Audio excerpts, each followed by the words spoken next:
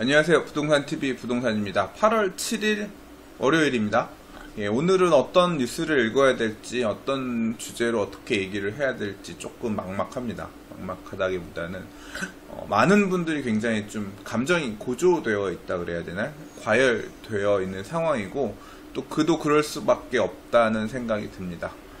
왜냐하면 여러 이해관계에 있는, 다양한 이해관계에 있는 분들이 부동산 TV를 보시기도 하시고, 그 다음에 이제 뭐 부동산 스터디 카페에 참여해서 활동을 하고 계시기도 하시고 한데, 이제 그런 이해관계에 반하는, 또는 이제 뭐 이해관계에 맞는 어떤 그런 굉장히 큰 정책적인 큰 이슈가 지금 주도적으로 어떤 그 여론이라고 해야 될까요? 그 흐름을 이끌어 가고 있는 상황이기 때문에, 그에 따라서 굉장히 불만인 분들도 계실 테고, 뭐 억울한 분들도 계실 테고, 저 개인적으로도 되게 좀 공포감 같은 거를 느끼는 상황입니다.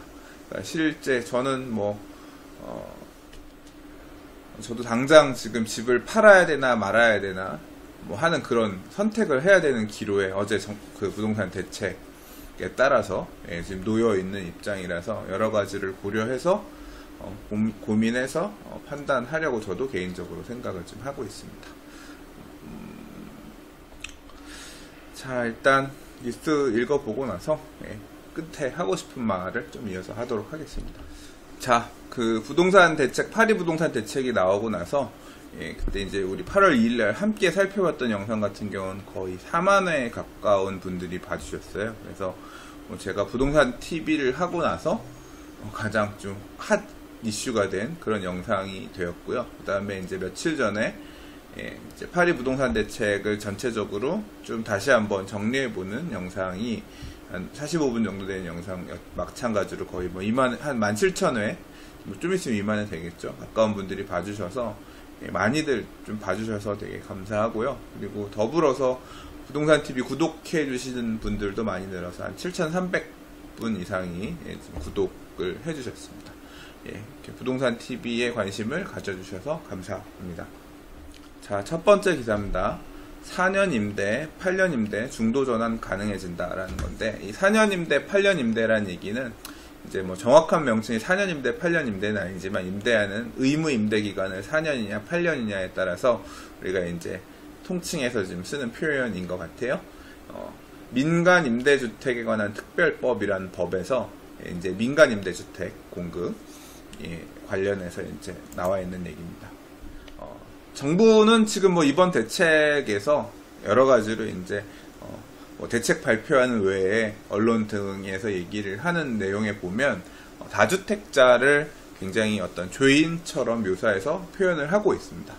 근데 이번 정부는 그런 건지, 아니면 앞으로도 진짜 다주택자가 죄인인 건지는 조금 생각해 봐야 될 문제라고 생각합니다. 물론 사람마다 조금 다른 생각이 있으시겠지만, 일단 이 민간 임대주택에 관한 특별법이라는 법은 정부가 공공에서 임대주택을 공급할 수 있는 게 한계가 있다라는 판단 하에, 왜냐하면 결과적으로 임대주택을 공급하기 위한 땅을 확보하는 문제나, 그 다음에 임대주택을 짓기 위해서 재원을 마련하는 부분에 한계가 있기 때문에 민간의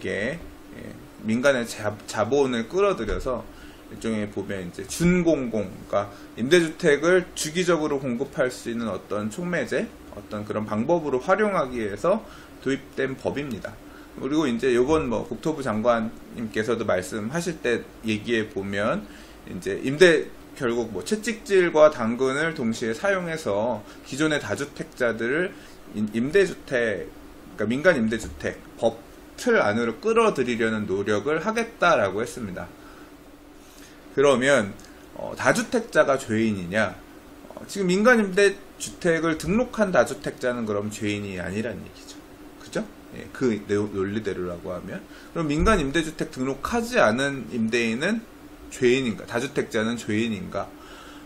그렇게 보는 거는 사실 조금 그럼 둘이 차이가 있는 게 뭐냐면, 일단 민간 임대주택 등록하게 되면 기본적으로 혜택이 주어지는 부분이 있지만 페널티가, 의무가 규제되는 부분이 있는데, 하나는 4년 또는 8년 기한을 정해놓고 무조건 임대주택을 공급해야 되는, 중간에 팔지도 못하거나 팔지 못해요. 무조건 임대를 그 정해진 기간 동안 임대주택으로서 임대를 해야 되는 어떤 그런 의무가 주어집니다. 첫 번째로. 두 번째로는 임대료를 올릴 수 있는 금액 퍼센트 자체가 정해집니다. 연 5% 이하에서만 올릴 수 있도록.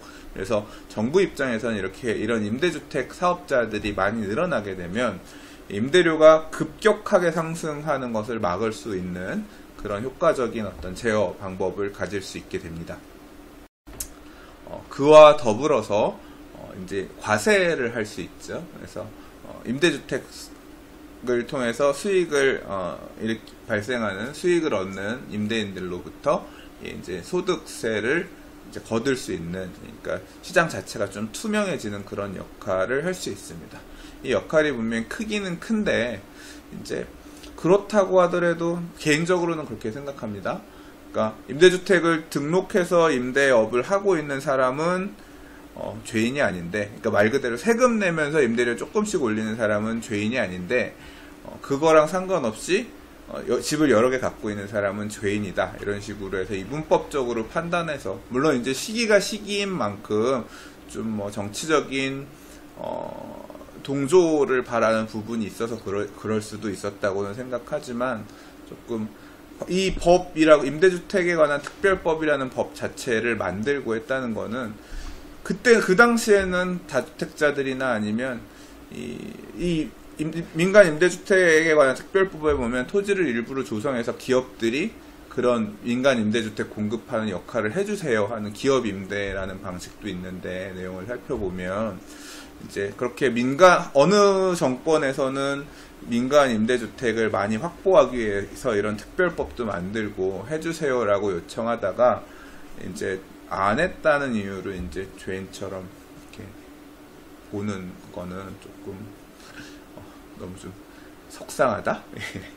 그런 생각이 좀 들고요. 반대로 현재 이번 정부가 추구하고자 하는 방향 자체가 어쨌거나 민간 임대주택에 관한 특별법으로 통해서 이제 임대주택 사업을 강제하려고 하는 움직임도 있고, 또 이제 강하게 이쪽으로 압박을 하거나, 당근책도 제시한다 그랬고, 특히 이제 9월달에 주거복지 로드맵에 아마 이 부분에 대한 내용도 좀 더 구체적으로 이 당근책이 뭐가 될지는 소개한다고 하였으니, 그런 방향을 보고 따라가는 게 맞지 않나, 저 개인적으로 그렇게 생각합니다. 그래서 같이 저도 좀 관심있게라기보다는 좀 공부를 해보려고 생각하는 부분이고요.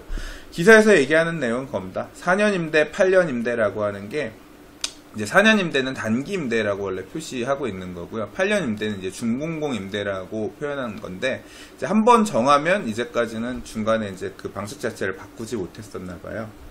근데 8년 임대를 4년으로 반대로 줄이진 못하지만, 단기 임대 하기로 했던 걸 8년 이상 이제 길게 임대하겠다라고 하는 선택 중간에 바꾸는 것에 대해서는 이제 허락을 하겠다, 그런 식으로 이제 민간 임대주택에 관한 특별법을 개정하겠다. 그러니까 장기로 좀 임대주택을 공급할 수 있는 어떤 민간 임대인이 늘어났으면 좋겠다라는 의지를 이번 대책이 아니라 이제 이번 기사에서 보면 보이고 있는 것 같습니다.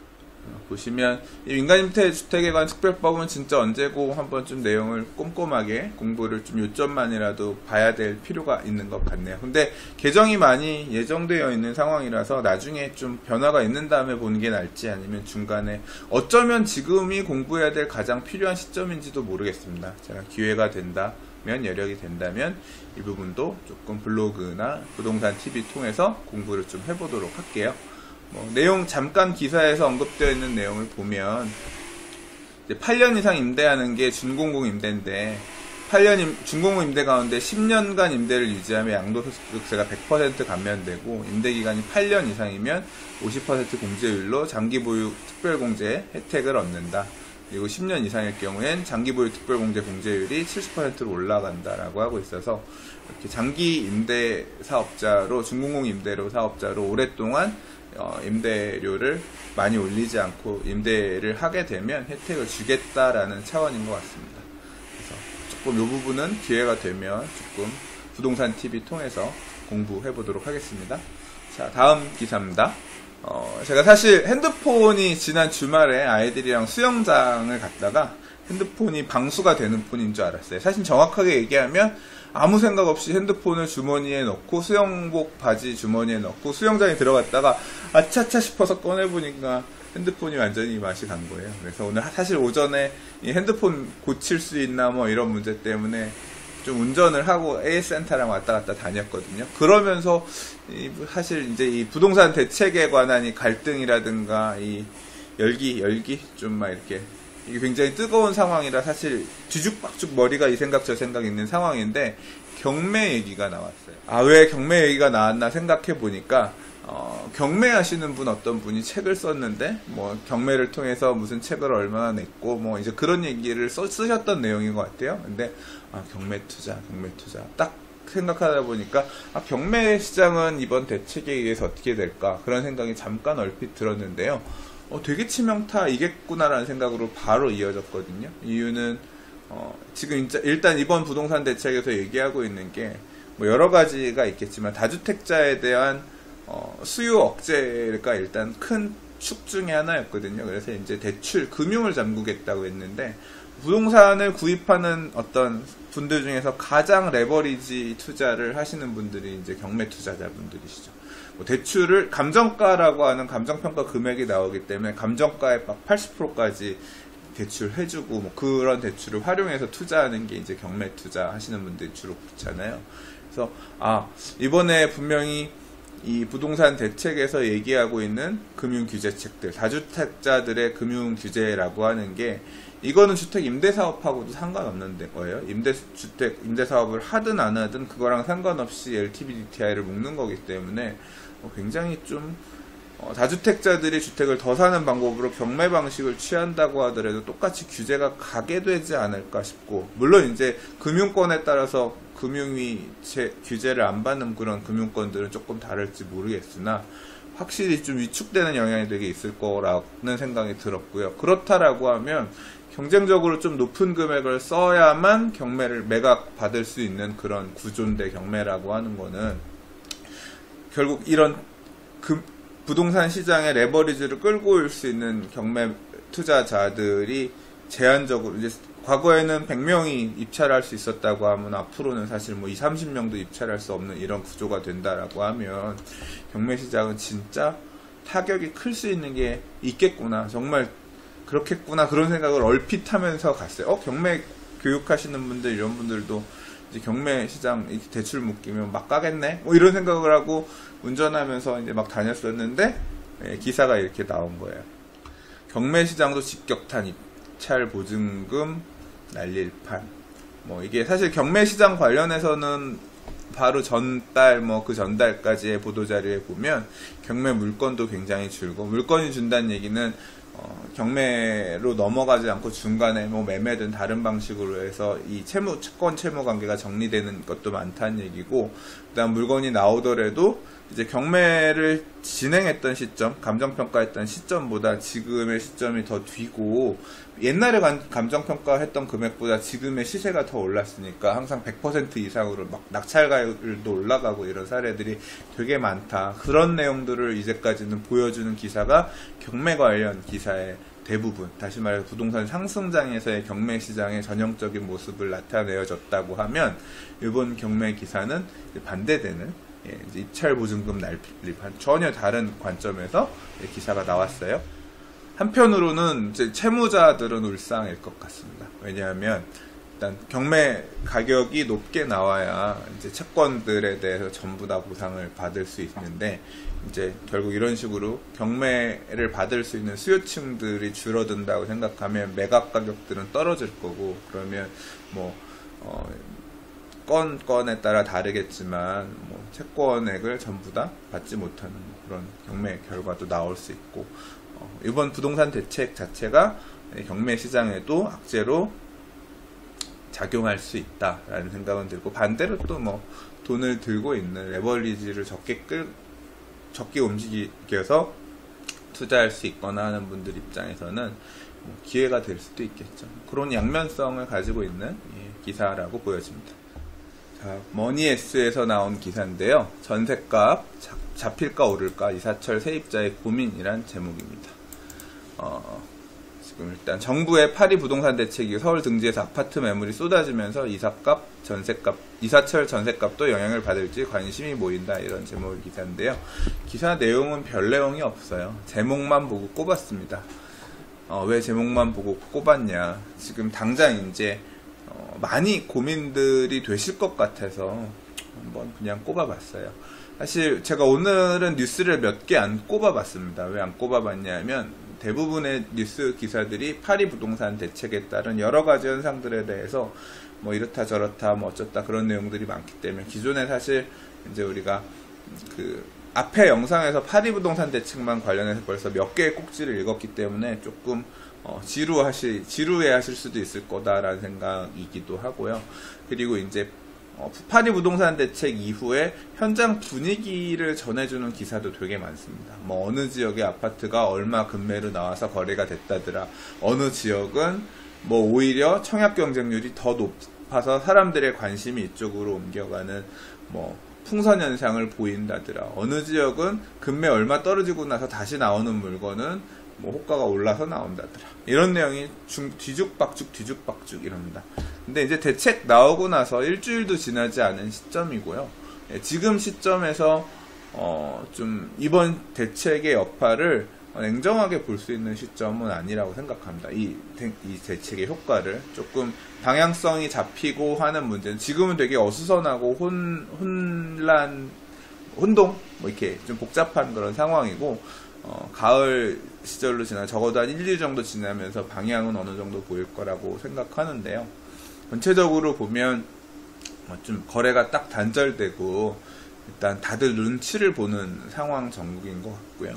그 상황에서 이제 전세값, 이사철 세입자, 그러니까 결국 이사를 올가을 겨울에 이사를 앞두고 있는 집이 필요한 사람 입장에서 내 집을 사야 되나, 아니면 이번에 집을 사서 옮겨가야 되나, 아니면 그냥 전세로 다시 옮겨가야 되나, 이런 고민을 하려면 좀 되게 정말로 더 어려운 시점이 되지 않았나 생각합니다. 사실 이 문제와 관련해서는 여러 가지 머리가 복잡한데요.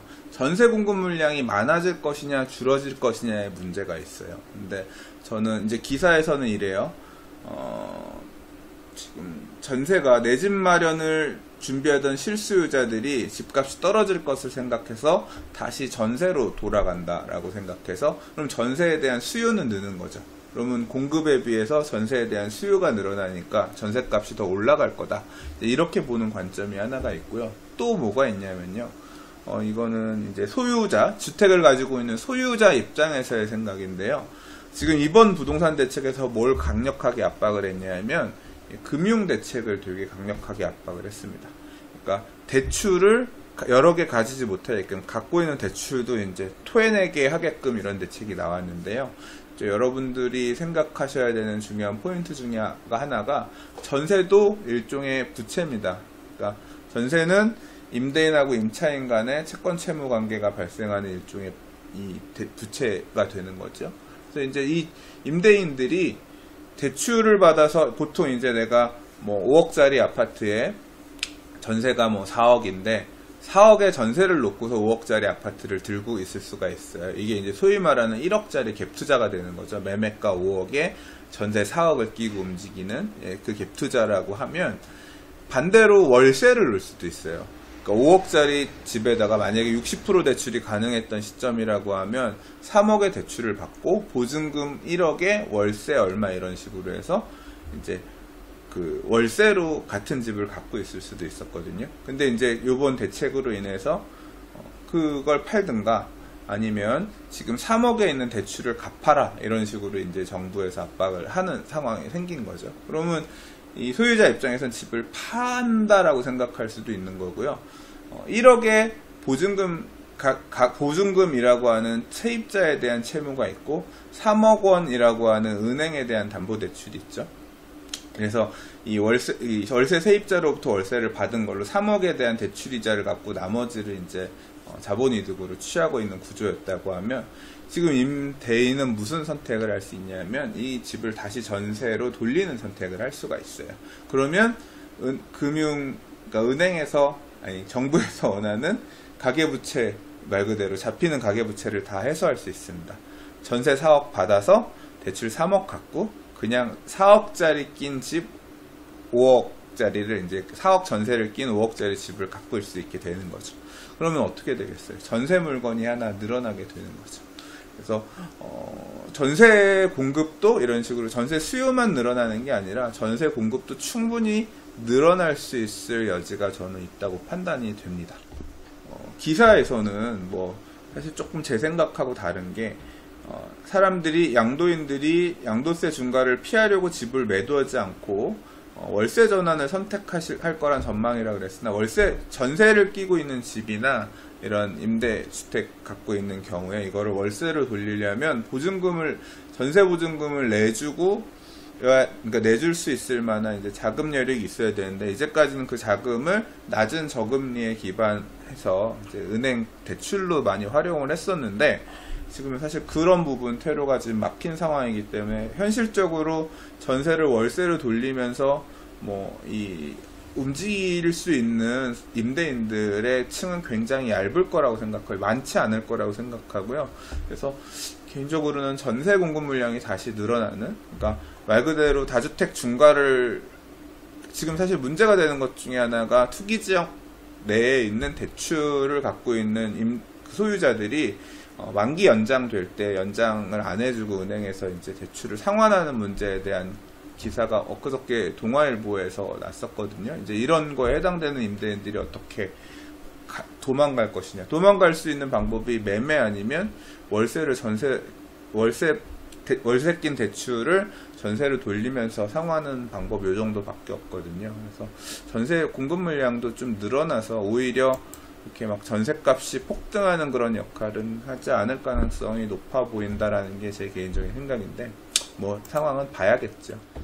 만약에 반대로 제 생각대로 되지 않고 이제 결국 임대가가 이렇게 보유세를 올린다라는 얘기도 있고 있잖아요. 그래서 이제 임대가가 올라가는 부분, 임차인들이 부담해야 되는 세부담이 늘거나 하는 어떤 그런 현상이 생기게 되면 결국 정부 입장에서는 또 다른 규제책으로 맞설 수밖에 없는, 이제 그때는 이제 나올 거라고 예상되는 게 우리가 이제까지 얘기했던 전월세 상한제니 아니면 계약갱신 청구권이라든가 이제 이런 문제들이 또 본격적으로 움직이겠죠. 그래서 올가을 부동산 시장에 어떤 행태, 어떤 결과가 나올 거냐가 앞으로의 또 부동산 정책 주요 이슈들에게 큰 변수로 작용될 거라고 생각이 됩니다. 자, 오늘 읽어볼 마지막 기사입니다. 파리 부동산 대책 본편보다 센 속편, 후속 정책 4가지 이렇게 해서, 이번 파리 부동산 대책에서 다루지 않았던, 혹은 또는 다뤘지만 되게 이제 초기 단계 대충만 다뤘기 때문에 앞으로 좀 본격적으로 더 거론될 수 있을 만한 부동산 규제책에 대한 얘기 4가지입니다.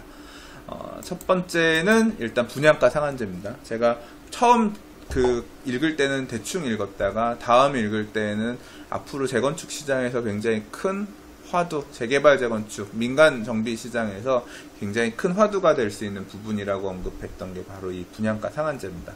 이 부분에 대해서 건드리면 이 부분이 어떤 식으로 작용할지 진짜 큰 핵이 될 수 있는 부분이라고 생각하고요. 그 다음에 이제 보유세 문제입니다. 보유세 문제는 8월 가계부채 대책에서 언급할 건지 아니면 그 이후에 할 건지는 모르겠으나, 아무튼 보유세도 카드도 만지작 하는 부분이 보이고, 어떤 형태로든 우리가 생각하는 것보다 충격적인 형태로 조금 어떤 규제체계 모양새를 만들어서 나올 가능성도 있어 보입니다. 처음엔 그렇게까지 심각하게 생각하지는 않았는데, 이번에 파리 부동산 대책 내는 거 보고 그냥 지금 대충 상황 봐가면서 보겠다라는 게 아니라 아예 그냥 콱 좀 굉장히 센 약을 처방하는 그런 모양새를 또 보이지 않을까. 세게 주고 시장이 얼어붙으면 다시 완화를 하더라도 이제 그런 식으로 갈지도 모르겠다는 생각이 듭니다. 그래서 내년 정도부터 시행하는 내용으로 올 하반기 안에는 뭐 올 가을 국회 안에서는 이제 법률 개정을 하기 위해서 그런 부분을 건드릴 것 같다라는 얘기고요. 그리고 얘기가 나오는 게 금리 인상 얘기입니다. 금리 인상을 저는 금리 인상을 언제든 할 수 있을 거라고 생각하고 있었거든요. 오히려 제 예상치보다 금리 인상하고 있는 이런 부분들이 되게 늦어지고 있는 느낌인데요.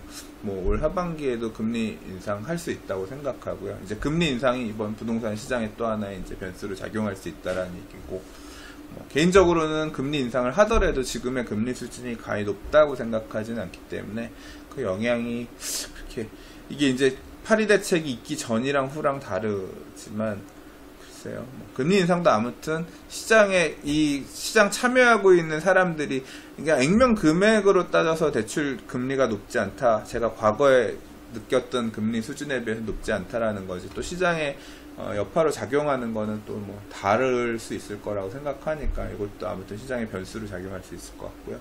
그다음 뭐 다주택자에 대한 세무조사 부분은 글쎄요, 모르겠습니다. 과거 2005년 831 대책 때도 이 다주택자에 대한 세무조사를 한다고 이제 대책에 포함해서 얘기를 내놓기까지 했습니다만, 그 이후에 이제 진정되는 국면이 보이니까 실제 하지 않았던 사례가 있습니다. 그래서 이 부분은 어떻게 될지 모르겠어요.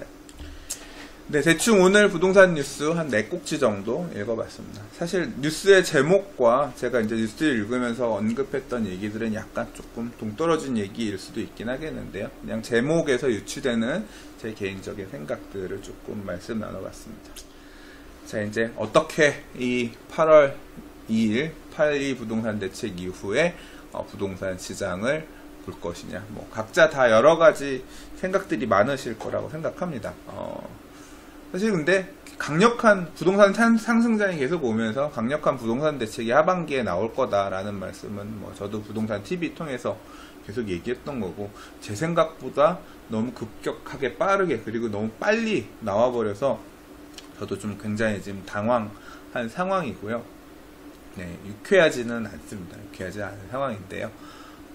결국 시장 또는 정책의 흐름에 따라서 나는 어떤 포지션을 취할 거냐, 어떻게 준비하고 대처할 거냐를 각자가 잘 연구하고 공부하고 준비해야 된다라고 생각합니다. 저는 그저께 정도, 어저께